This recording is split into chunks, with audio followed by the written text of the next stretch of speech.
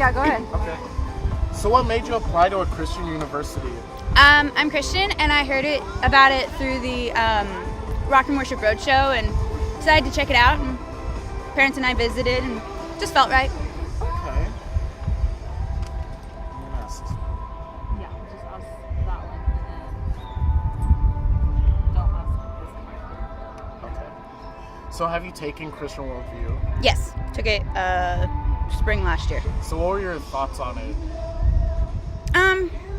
Well, learning about the older worldviews they were kind of boring, but once you actually got into the Christian worldview, it was kind of interesting to see the different ways that people look at a Christian worldview. Because, you get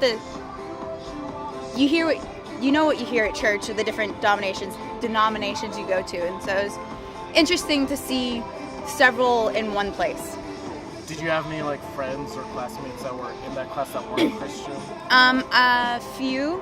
I knew a few in there were definitely not Christian. Yeah. The way they acted and spoke, but it brought kind of an interesting view, I guess you could say, to the class, and to hear things from someone who's not, because I am, so I only hear, the Christian way, so it was like, okay, it's kind of interesting.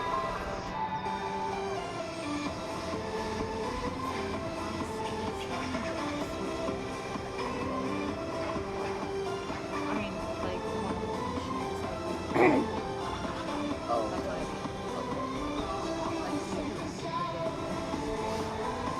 Okay. So, seeing people on campus that aren't Christian, do you see them differently because of what you believe in?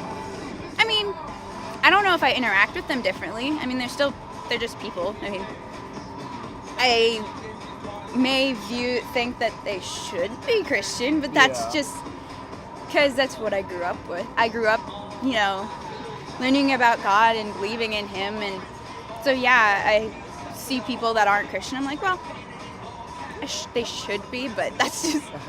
So do you think it's challenging for them to find friends here on a Christian campus? I think it could be, because a lot of people who aren't Christian that I've run into, they feel that Christians are pushy and just trying to ram their religion down your throat. And I don't know I know there's probably a few of those kinds of people here, but I don't know if there's a lot. So I think it could be difficult for them, because they don't share the same things, so they aren't going to want to do the same things or go to the same events necessarily.